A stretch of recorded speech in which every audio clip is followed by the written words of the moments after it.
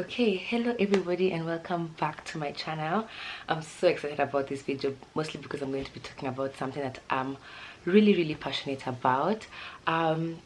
So I've been sharing, usually I share a lot of my process or journey in the fashion industry on my social media, and I think now a lot of you guys have also been like quite curious to learn about where I came from, how I started, what I've done to get to where I am today in the fashion industry. I'm not saying I've made it, because I don't think I have. I don't even think there's still so many things I want to achieve before I can say I've made it, but I definitely feel like I've learned a lot in my journey, which I can definitely share with you guys and probably give you guys tips if you're interested in getting into the fashion industry, or if you're already in the fashion industry and want to, improve your skills or upscale to the next level. Then I hope this video helps you guys, so keep on watching and I hope you enjoy.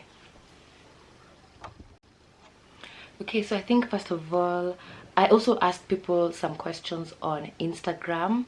I asked people on Instagram to ask me questions about what they need to know, what they want to know regarding my fashion journey, and then I also just like jotted down some questions that I usually get, and I think those are the questions I'm going to tackle in this video.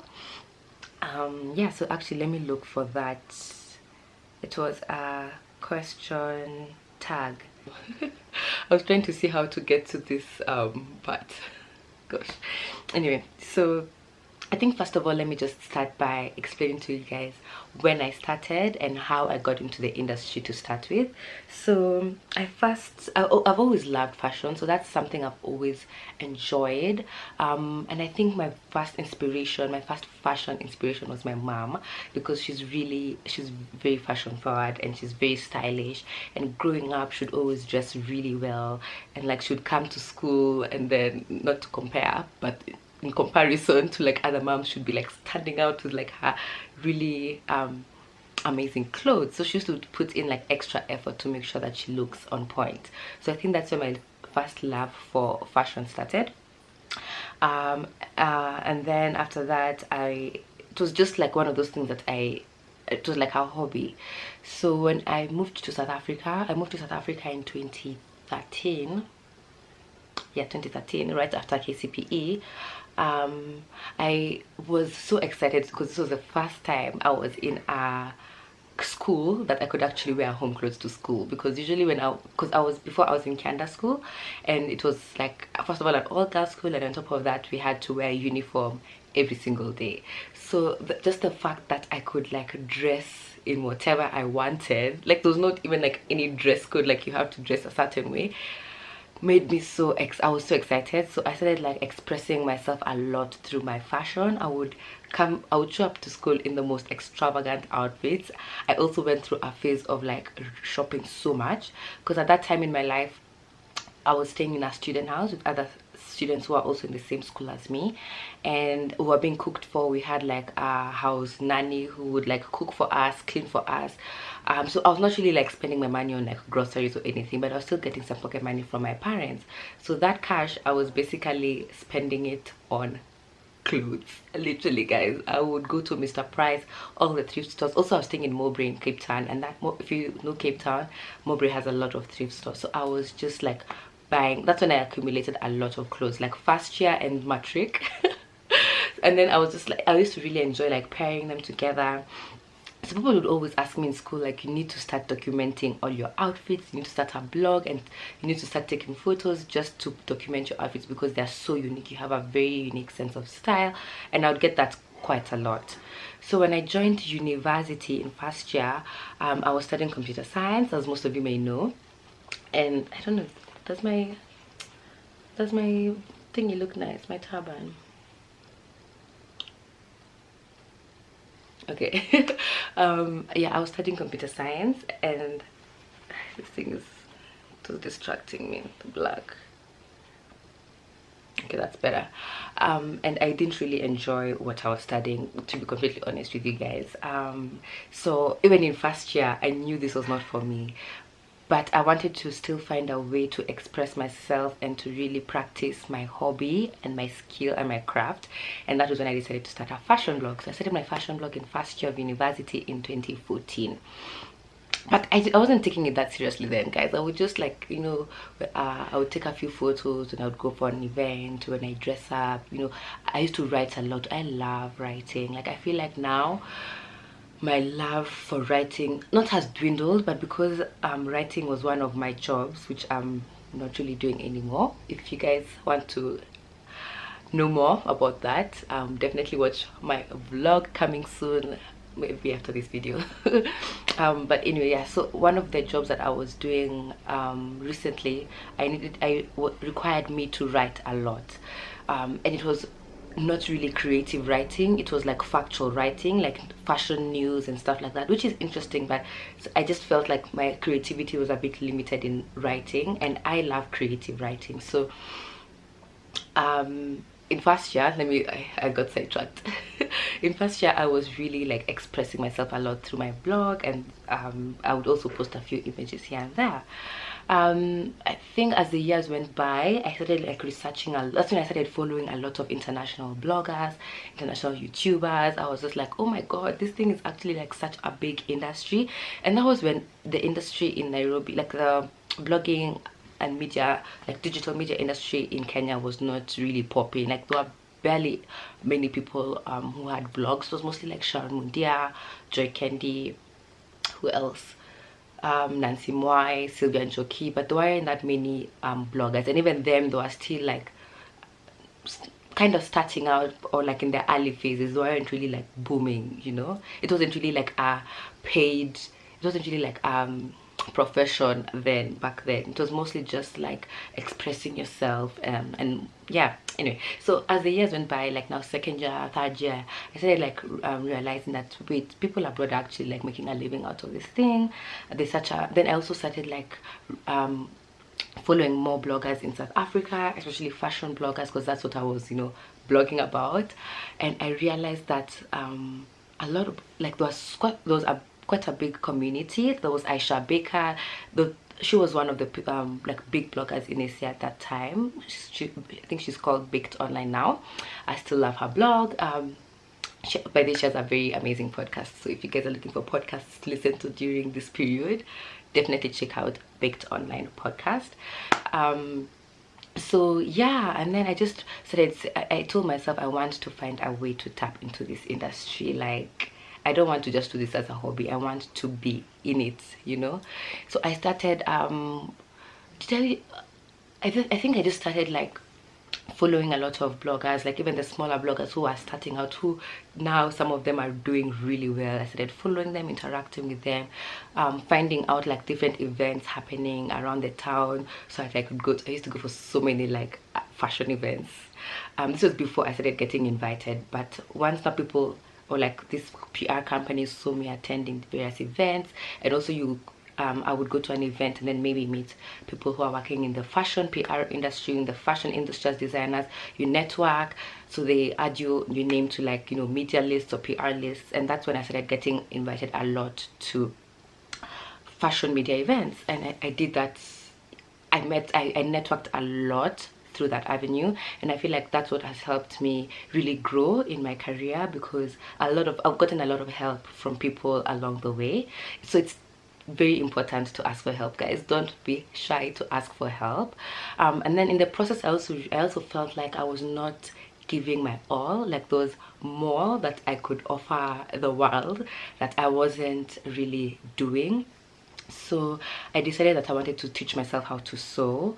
So even before that, like in first year, I already like started like hand sewing and just trying to make different outfits here and there, hand sewing. And when I got to second year, I convinced my mom to get me a sewing machine. So I worked for her company for like the December holidays. So my salary went, and part of my salary went into buying the machine, and then she topped up the rest as a birthday gift to me that year. So once I got my sewing machine, I started practicing a lot. YouTube videos, guys. And this was like probably now second, third, fourth year, around there. I was in uni for 5 years. Yeah, so one of the questions, this is what I wanted to get to, one of the questions was like, where did you learn how to sew so neatly? Guys, I started from far, like family, I started from hand sewing, you know, back stitching a whole skirt, and I would make outfits, by the way. Or I would like cut up different like pieces of fabric, and you know, try to like revamp some of my clothes. So I was always like cutting fabrics out and stitching things together. And that time I was just hand sewing. So now once I got my sewing machine, it even took me a long time to get comfortable with my machine and to get really good at it. And to be honest, I think I'm good with like basic stitches on my machine and basic things, but there's still so much I need to learn. Like I don't have an overlocker yet, so I can make outfits for myself, but I wouldn't be able to sell those outfits to people because the finishing is not perfect. You know, I need like I don't know how to use an overlocker. Okay, I've used one before, but that was when I was in fashion school, but I don't have an overlocker myself. That's probably one of the things I need to like invest in as well. I don't have, you know, just some of those skills you need to give a garment a really good finish, to make sure that it's perfect for the client.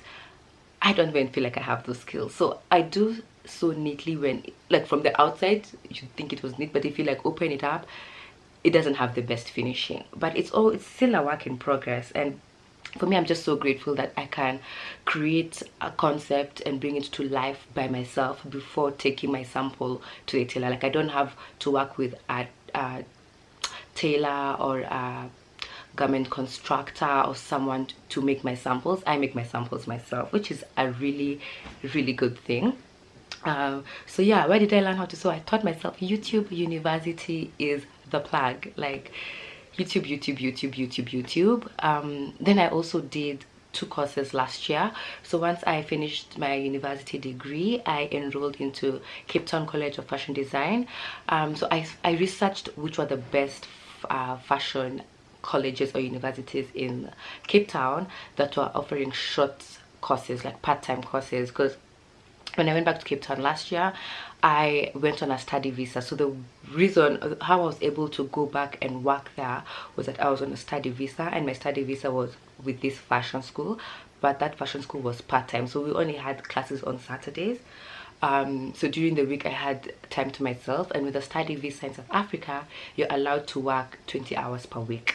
And with the job that I had, it was a working from home type of job, so it just all worked out perfectly. So I would work during the week, and that's how I was sustaining myself from working. But then in the weekends I was also going to school, and that's how I learned a bit more. So what the courses I did, the first one was design to make, and in this course we learned about how to sketch, how to bring an idea, how to nurture an idea, create a mood board, create a trend, what was it, a storyboard, just the whole process, and then sketching the design. So the whole process from an idea to putting it on paper and finally designing the piece to present to whoever you're presenting the piece to.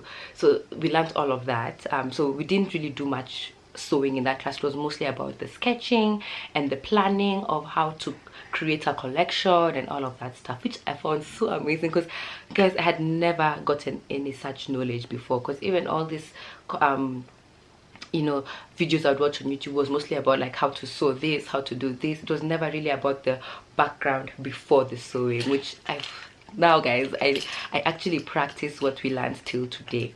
If you guys have seen my sketches.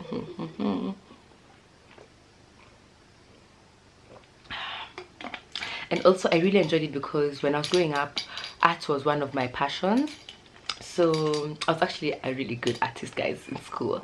And I remember there was this one competition in our school. It was like it was an art competition being sponsored by the Japanese embassy, and they basically challenged us to just draw anything, literally anything. So I drew like a farm with like animals, with like you know, vegetables, and then with a farmer standing there like in front of his farm. And funny enough, guys, my drawing got shortlisted, and I was one of the runners up for the whole art competition. So we ended up going to the Japanese embassy. We were gifted some gifts, like some art some art equipment. It was just really cool to be like acknowledged for my talents, even if I was not really doing much with it then. Like our school wasn't too keen on like promoting creative arts. Anyway, so when I did this course, it just made me so like excited to like be nurturing and a talent that I had felt like I had kind of squashed down because I hadn't really been practicing it. And now I don't even feel like I'm using the talent as much as I could, but just the fact that I can use it when it comes to the fashion sketches just gives me so much satisfaction. So I still feel like I could do way more with my arts. No, maybe plans for soon. I should definitely try and invest more time in growing that skill of mine. But even just from the little fashion sketches I do here and there, it gives me so much satisfaction. So yeah, I learned how to sketch there in that course. And then the next semester I took on a course called pattern making and garment construction. It was basic level pattern making and garment construction. So I'm making basic pieces like an A-line skirt, a basic shirt, and basic pants, which were all things that I already taught myself. So what I really liked from the course was the pattern making, because I'd had an idea, but then this course gave me like really good insight on how to create some of my patterns. Yeah, but I felt like the designs were very basic and I had already like done even more complicated designs just by myself. So that's basically where I learned how to sew. That was such a long answer for one question, but anyway. What else do I want to talk about on that point? Yeah, I think that is it. So let me go to the next question. Okay, my mouth is getting dry, so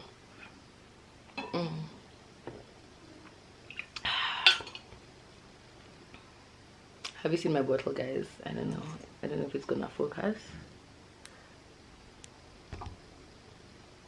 East Africa Arts British Council. Oh god, don't be so weird like that. Yeah, so another way that I grew, so I just want to also like give you a bit more insight. So apart from just the practical skills of learning how to do it myself, because let me tell you guys, I really think it's so important as a fashion designer to be able to do the processes yourself, like to be able to do the different design processes yourself, even if you don't have to do it yourself. At the end, in the long run, it's very important to know how to do it. So I'm not trying to shame anyone or any of the designers that outsource the sketching, outsource the designing, outsource the sampling or whatever.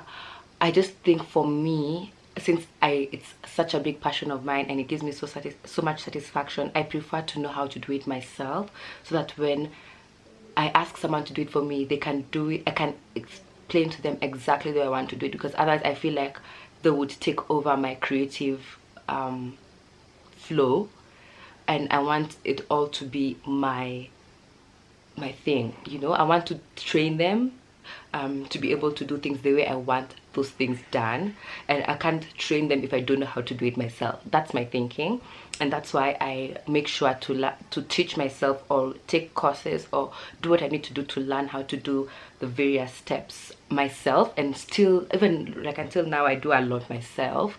So even when I outsource, I can really explain to the T how I want things done.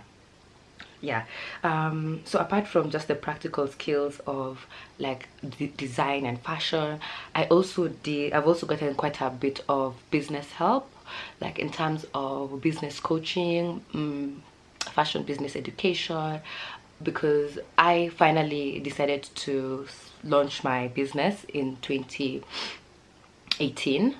So 2018, yeah, beginning of 2018 in January. I remember that when I decided I was going to launch my business, wow, it was a ride back. We were on a ride back to Nairobi from Shags, and I was just thinking, like it was, I think, New Year's Eve or a day to New Year's Eve, and I was just like, oh my gosh, I was thinking about the things I wanted to do that year, and I was just like, I think it's finally time for me to take my fashion career seriously. I'm going into my last year of university. I don't want to finish university and be forced to like work in the IT industry. I want to have my own thing, so that once I'm done with uni, I can just go into my own thing. So that's when I decided to, and it was during that my that reflection and meditation is when I decided to launch my business. I remember I asked a few of my girlfriends to come together, and then we made these off-shoulder tops, which I'm going to put some photos right here. Yeah, and those are that was the flagship product that I launched with. So we had like a photo shoot. My friend Phoebe shot the images, and yeah, that is basically how I launched my business. So that year I was in my final year. It was a really stressful year. I remember the first semester I was dying in school, guys. I was depressed because I was just like, I'm stuck in this industry that I mean in this degree that I really don't enjoy. I don't even have time to grow my business. It's not working out. And I think I just came, some of my friends actually helped me come out of it. I remember Aisha made me come out of this like depressive like state. And then I went back to Kenya. I came back home for the holidays that year, and I just motivated myself to keep going and to keep pushing. And during that time, it was July, I also saw an ad online. So one of my other friends, you see, that's a good thing about like networking or having like a network of friends or people you know who vouch for you, who know exactly what you're about, who know your passions, so that they each whenever they see any opportunity, they can forward it to you, or you know, put your name, give a good word for you. So my friend Danusha saw this ad online. It was the Truwords group that was advertising for this incubation program. I had never even heard of what an incubation program was before then, and they were asking like designers to apply. So I applied, and I got in first as one of the top 20. No, first as one of the top 30. Then I had to like fly to Cape Town earlier than expected to give like a whole pitch. So I've actually like done so many pitches, you guys, right now. And then they selected 20 of us from the 30 something to get into this program. It was like, I think a 4-month program where they were really coaching us about how to be successful in the fashion industry as a fashion designer. So they were giving us the business skills, and that course really helped me. It definitely, like a lot changed for me during those 4 months in my business. Yeah, so once I finished uni, that's what even made me set my mind to knowing that I'm going to work in the creative industry. And then now as well, with the British Council program that I'm in, it's my second incubation program. And I also found out, so how I found out about this course, because a lot of people have actually asked me, how did you get selected for this program? How I got selected, first of all, how I found out about it was my mom had seen like an ad online about some workshop that the British Council of East African Arts was having. So she just sent it to the group and was just like, Teshie, maybe you should apply for this. So I applied, but it was just supposed to be like a week-long workshop. I even shared the poster to my stories and told a lot of my followers to apply, and a lot of them applied, guys. Like so many people actually were like, send me the link, I'm applying, send me the link, I'm applying. Yeah, so that workshop was supposed to be in January, no, in February, sometime in February. So like now, I think a few days before I had to travel to, okay, so by the time I was planning my trip to Lagos in February, I hadn't heard back from the British Council. So I was just thinking like, oh, maybe they didn't select me for the workshop, so like whatever, it's fine, I'm going to Lagos, I'm booking my flights, you know, YOLO. So I booked my flight to Lagos. And then a few days before I had to leave, I got this email from the British Council saying that they reviewed my application and they were really impressed, and they wanted to, they didn't think the workshop was a sufficient program for me, and they wanted me to apply for a more intensive program, which was this program that I'm in right now, Creative DNA. So I was just like, what? Like, you saw my application and you thought I was like better than the workshop I had even applied for? Like, it was just like a wow moment. And in that same email was just saying how, you know, it's going to include a trip to London, you're going to stand a chance to win 5,000 British pounds at the end of the program. You're going to be 15 designers only. And I was just like, wow. Right now we're actually 11 designers only, so we're not even 15 or 11. So I feel so honored that I'm one of the 11, you know. So that it just seemed like such an amazing opportunity. So I can remember I spent like a whole day, I spent hours working on my application to make sure that there's no way, if the person who's reading this application, there's no way they're going to say no. There's no way they're not going to pick me. So I traveled to, but the thing is, they'd also say that you need to be available for a certain period of time, and one of those that was also going to cut into the time that I was in Lagos. So when I was applying, I didn't say that I was not going to be available during that time. I didn't say that. I said I was going to be available, but then I flew to Lagos. I didn't hear from them for a while. I think I even sent them a message like the day I was flying to Lagos, asking like, I've not heard back from you. I really like to know how my application went. Did I get in?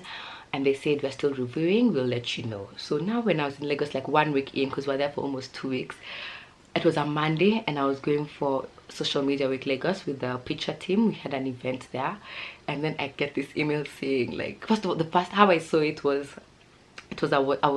you've been added to this WhatsApp group, Creative DNA.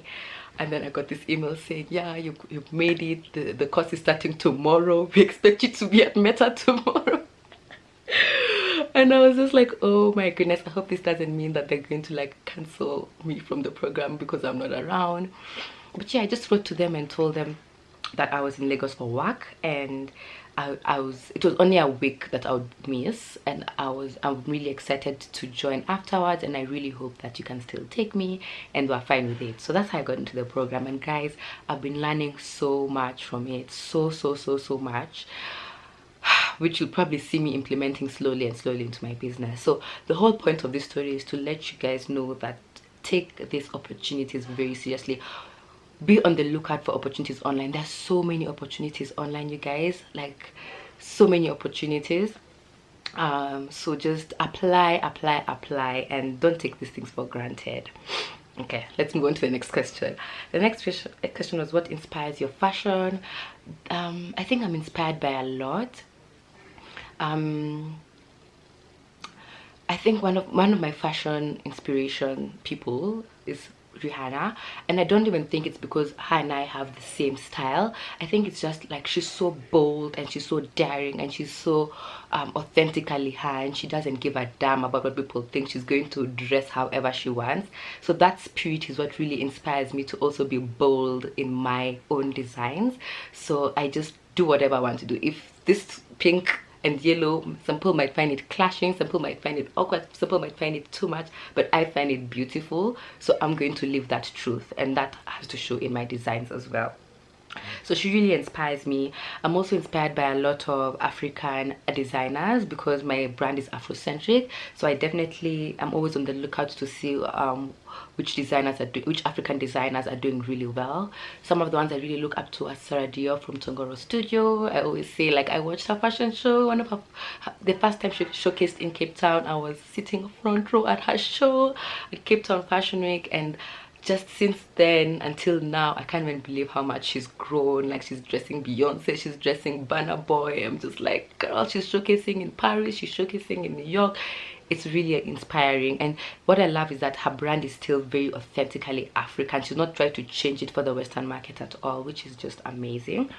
And there's still a number of other fashion designers I follow as well, but I try to, my eyes are always pinned on the more Afrocentric type of designers because that's more in line with my style. Yeah. Who do you look up to? I feel like I've also answered that in the previous with my long answer. I answered that. Lastly, how do you design your fashion website? So I have a background in IT.